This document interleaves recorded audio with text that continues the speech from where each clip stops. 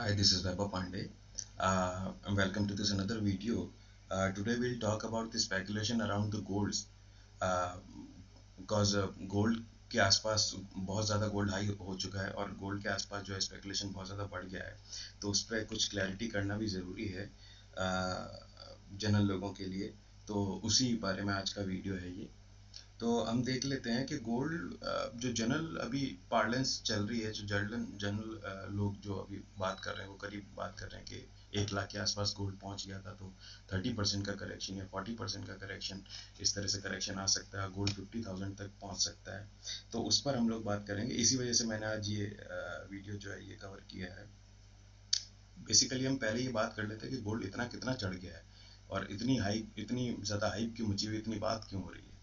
तो ये मैंने लिख के रखा है कि इस साल में सिर्फ 5 महीनों के अंदर गोल्ड जो है वो उसने 22% का इंडिया के अंदर रिटर्न दिया है।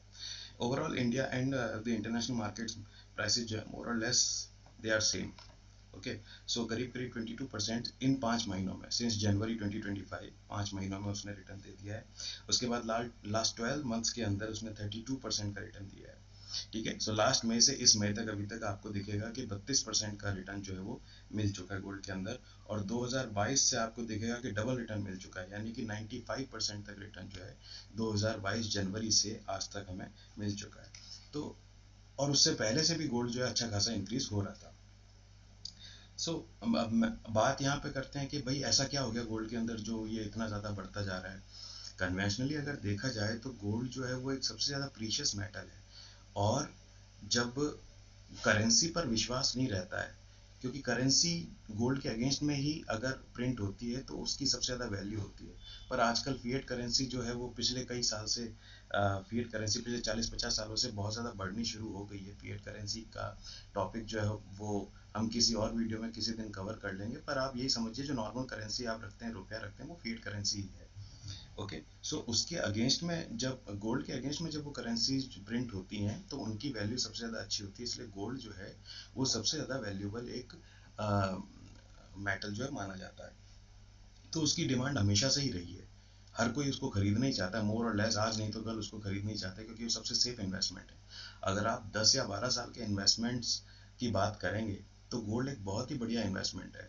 वो हमेशा आपको लैंड से ज़्यादा रिटर्न देगा। जैसे कि लैंड में आपके और मेरे फादर ने या दादाजी ने लैंड में जो इन्वेस्ट किया था, और उस लैंड की वैल्यू अगर हम देखते हैं कि उस समय फलाना फलाना रुपए में खरीदी थी, आज इतना ज़्यादा उसको हो चुकी है, तो उससे ज़्यादा गोल्ड ने रिटर्न दिया है। आप इस बात को ध्यान रखें। तो coming back to the topic, हम ये बात कर रहे थे कि गोल्ड इतना ज़्यादा क्यों बढ़ रहा है। तो हम मोटे मोटी बात कर लेते हैं कि गोल्ड की असल स्थिति क्या है इस वक्त में दुनिया में। पूरी दुनिया के अंदर करीब करीब 2 लाख टन गोल्ड जो है वो इस वक्त अवेलेबल है। ओके, और इसके अंदर करीब करीब 50% जो गोल्ड है वो ज्वेलरी के फॉर्म में है। अब इस बात से हम आप लोग ये देख लीजिए कि सिर्फ भारत में ही ज्वेलरी का शौक नहीं है गोल्ड का। पूरी दुनिया के अंदर टोटल 50% जो है वो ज्वेलरी के फॉर्म में, यानी करीब करीब 1 लाख टन आप मान लीजिए ज्वेलरी के फॉर्म में। इसके बाद हम देखते हैं कि 17 to 18% गोल्ड जो है वो रिजर्व जो है वो रिजर्व बैंक के पास है, उन्होंने रिजर्व कर रखे हैं, जिसके अगेंस्ट में वो लोग जो सोचते हैं कि भाई करेंसी जो है हम लोग प्रिंट कर रहे हैं तो कुछ गोल्ड तो हमारे पास होना ही चाहिए। अगर पूरा गोल्ड ना हो तो कुछ गोल्ड तो हमारे पास होना ही चाहिए। ये बात होगी। इसके अलावा इलेक्ट्रॉनिक्स में, इंडस्ट्रियल यूसेज में गोल्ड का बहुत अच्छा यूज़ है, गोल्ड और सिल्वर का। और गोल्ड जो है, गोल्ड और सिल्वर दोनों ही बहुत डक्टाइल मेटल हैं, बहुत रिलायबल मेटल हैं। और लंबे यूज़ के लिए, अच्छे खासे रिलायबिलिटी के लिए गोल्ड का जो है इंडस्ट्रियल यूज़ किया जाता है। तो उसमें 7 से 8% जो है टोटल गोल्ड का वो इंडस्ट्रियल यूज़ के अंदर आता है। अब हम देख लेते हैं कि भारत की स्थिति गोल्ड की क्या है। तो जब हम बात करते हैं, जैसे आप लोगों को याद ही होगा, अभी मैंने बताया था 2 लाख टन गोल्ड जो पूरी दुनिया में अवेलेबल है। भारत के पास कितना है इसमें? तो भारत के पास इस वक्त में जो रिजर्व बैंक है उसके पास करीब करीब 850 टन, 850 टन ऑफ गोल्ड जो है वो रिजर्व बैंक के पास में है। अच्छी बात यह है कि भारत के लोगों के पास करीब करीब 28,000 टन गोल्ड है। ओके, 2 लाख में से 28,000 टन, अब आप देख लीजिए कितना ज्यादा हो गया। तो भारत के रिजर्व बैंक और भारत के लोगों को मिला के करीब करीब हम मान सकते हैं 28,500 से 29,000 टन तक गोल्ड जो है वो अवेलेबल है। इसमें खराब बात यह है कि रिजर्व बैंक के पास कम गोल्ड है और भारत के लोग गोल्ड को बहुत ही ऑस्पिशियस, एक बहुत ही ट्रेडिशनली बहुत अच्छा शुभ माना जाता है भारत के लोगों के लिए। तो अगर भारत की बैंक या भारत की सरकार अगर कुछ इस तरह की बात करे कि हम लोगों को गोल्ड दे दो, हम लोगों को ज़रूरत है, तो उसकी स्थिति उसके उसके चांसेस बहुत ही कम है। तो भारत की सरकार के पास गोल्ड होना ज़रूरी है, मेरे कहने का ये मतलब है। यहीं पर अगर हम यूएसए को देख लेते हैं, तो यूएस के पास करीब करीब, अगर मैं गलत नहीं हूँ तो 8,500 टन के आसपास गोल्ड है। रशिया के पास भी बहुत अच्छा गोल्ड है, और कुछ और कंट्रीज के पास भी अच्छा गोल्ड है। तो ये तो हो गई मोटी मोटी भारत की स्थिति क्या है इस वक्त में गोल्ड की ओनरशिप को लेके। अब हम बात कर लेते हैं कि गोल्ड जो है वो इतना ज़्यादा 2021-22 से या 2020 के बाद से क्यों इतना ज़्यादा इंक्रीज हो रहा है भैया, ऐसा क्या हो गया है? तो देखिए, मैंने आपको पहले भी कई बार अपने वीडियोस में ये चीज़ बताई थी कि जो दुनिया की इकोनॉमिकल कंडीशन जो है, जो जो जो मनी डिवाइड है, यानी कि जो इक्विटी है, जो अमीर अमीर और गरीब का जो गैप है, वो बहुत ज़्यादा बढ़ गया है। बहुत ज़्यादा बढ़ने का मतलब क्या है कि लोगों की कंज्यूमिंग पावर जो है, लोगों के पास, आम लोगों के पास जो पैसा जो है वो कम हो गया है थोड़ा सा। तो ऐसी कंडीशन में जो है रिसेशन के चांसेस बढ़ जाते हैं।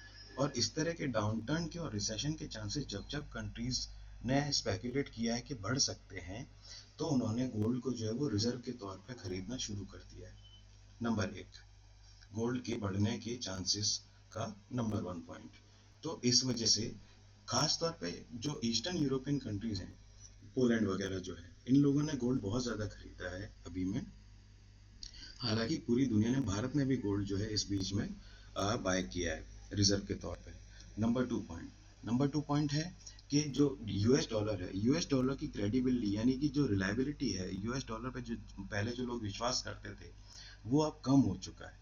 तो जो रिजर्व के अंदर कई सारे रिजर्व के पार्ट्स होते हैं, कुछ यूरो भी होते हैं, कुछ पाउंड्स भी होते हैं, कुछ यूएस डॉलर्स होते हैं, कुछ यूएस के बॉन्ड्स भी होते हैं, कुछ गोल्ड होता है। तो यूएस डॉलर की जब रिलायबिलिटी कम हो गई है, तो उसको हटा के जो कंट्रीज हैं वो गोल्ड में इन्वेस्ट कर रहे हैं, वो पैसा जो है वो गोल्ड में लगा रहे हैं, यूएस डॉलर को निकालने की कोशिश कर रहे हैं। तो इस वजह से गोल्ड की डिमांड और बढ़ी, और डिमांड बढ़ी तो प्राइस बढ़ी। ओके, थर्ड पॉइंट क्या है यहाँ पर? इसके अलावा थर्ड पॉइंट तो मुझे कोई अभी ऐसे ऐसा दिख नहीं रहा, मैं देख लेता हूँ। मैंने अगर कोई पॉइंट जो है वो याद किया हो तो, ऐसा कोई भी पॉइंट अभी मुझे याद आ नहीं रहा है।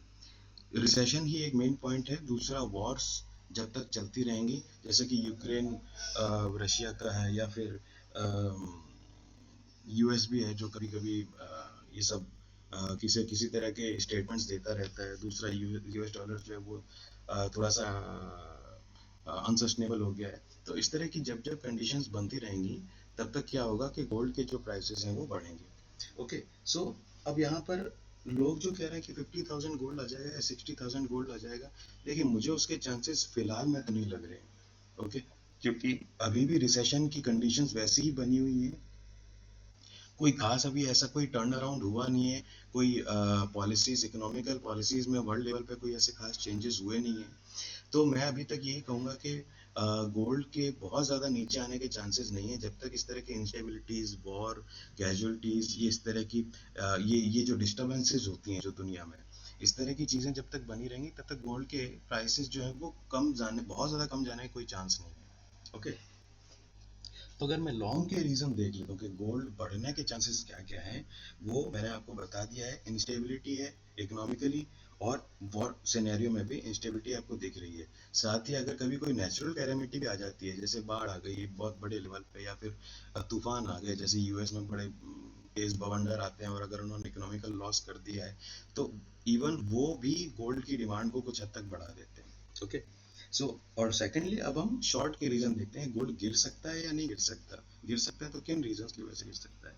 तो अभी वर्ल्ड गोल्ड काउंसिल ने एक सर्वे किया था, और उस सर्वे के अंदर 70% के आसपास कंट्रीज ने कहा था कि अब हम गोल्ड जो है वो और बाय नहीं करेंगे इस साल 2025 में। वो ये कह रहे हैं कि हम गोल्ड और बाय नहीं करेंगे, और ज़रूरत पड़ी तो थोड़ा सा गोल्ड हम निकाल भी लेंगे। तो इनकी वजह से हम ये कह सकते हैं कि हाँ, अब गोल्ड पे कुछ एक लगाम लग सकती है, गोल्ड की प्राइसेस पे, क्योंकि कंट्रीज, ज़्यादातर कंट्रीज अब जो है गोल्ड खरीदने में बहुत इंटरेस्टेड नहीं है। पर देखिए, जब तक ये वॉर और इस तरह की डिस्टरबेंसेस का सिनेरियो चल रहा है, कंट्रीज कुछ भी कहती रहें, बयान में भले कुछ भी कहते हैं, लेकिन वो ऐसी कोई कंडीशन आएगी तो वो खरीदेंगे गोल्ड। ठीक है, वो अपनी सेफ्टी सबसे पहले देखेंगे। ओके। सेकेंडली अब हम देखते हैं कि जो प्राइसेस जो मैं आपको ये बता देना चाहता हूँ कि जो ज्वेलरी की डिमांड है ऑल ओवर द वर्ल्ड वो बहुत घट गई है। बहुत का मतलब है करीब 10% से घट गई है जहाँ तक मुझे याद है। तो उतनी अगर ज़्यादा डिमांड घट जाती है तो इसका मतलब ये है कि प्राइस इतनी ज़्यादा बढ़ चुकी है कि लोग ज्वेलरी में इन्वेस्ट नहीं करना चाहते, ज्वेलरी पहनना चाहते। तो ये एक फैक्टर और हो सकता है जिसमें हम कह सकते हैं कि गोल्ड की प्राइसेस जो है वो डाउन हो सकते हैं। अभी ये कहना कि भाई ऑल टाइम हाई हो गया और करेक्शन ड्यू, ये भी कई लोगों के मुंह से मैंने सुना है कि ऑल टाइम हाई हो चुका है और करेक्शन ड्यू, ये कोई तुक नहीं बैठती है। ये कभी भी एक तर्क संगत बात नहीं कह सकते हैं। कोई भी चीज, कोई भी स्टॉक, कोई भी एसेट ऑल टाइम हाई पर जाती है तो सबसे ज्यादा चांसेस उसके और ज्यादा बढ़ने के होते हैं। ओके। अब हम ये देख लेते हैं कि हमारा मेरा टेक्निकल पॉइंट ऑफ व्यू क्या है। देखिए, जो गोल्ड का अभी फिलहाल का जो short term technical point of view बन रहा है अगले एक महीने तक, वो 87,000 तक बन रहा है। यानी कि शॉर्ट है 87,000 तक। तो इस इसको हम ध्यान में रखते हुए गोल्ड को शॉर्ट कर सकते हैं। ऑब्वियसली वो बहुत ही स्मूथली नहीं होगा। यानी कि ऐसा नहीं है कि 94 से गिरते गिरते गिरते हर दिन गिर रहा है और वो 87,000 या 86,000 टच कर गया और उसके बाद स्टेबल हो गया फिर आप बढ़ने लग गया। ऐसा हो गया तो वो एक रेयर कंडीशन होगी। So obviously ups and downs के साथ में वो जो है उसका टारगेट जो है वो हमारा बना हुआ है 87,000। मेरा जो टारगेट बना है वो 87,000 का है। सो जो कंक्लूजन ये निकल के आता है वो ये निकल के आता है कि गोल्ड के 40,000 या 50,000 हो जाएगा। अभी तक की कंडीशंस को देखते हुए मुझे नहीं लगता कि गोल्ड 40 या 50,000 आ जाएगा। हाँ, 87,000 का मैंने आपको, या 86,000 भी आप मान लीजिए, मैंने आपको एक टारगेट दिया अगले एक महीने का, 2 महीने का। तो वो हम देखने को मिल सकता है हमको।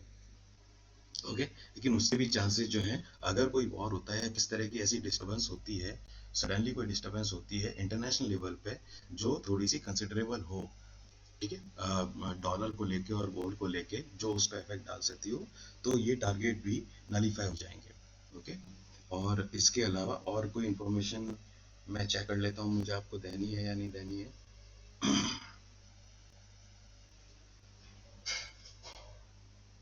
इसके अलावा और कोई भी इंफॉर्मेशन नहीं बची है। जो भी चीज़ें मैंने लिखी थी आपके लिए वो मैंने आपको बता दी हैं। इसके अलावा कुछ और चीज़ होगी, कोई और अपडेट होगा गोल्ड को लेके, तो मैं आपको ज़रूर बता दूंगा। और till then, thank you very much, thank you for giving time to me, thank you very much.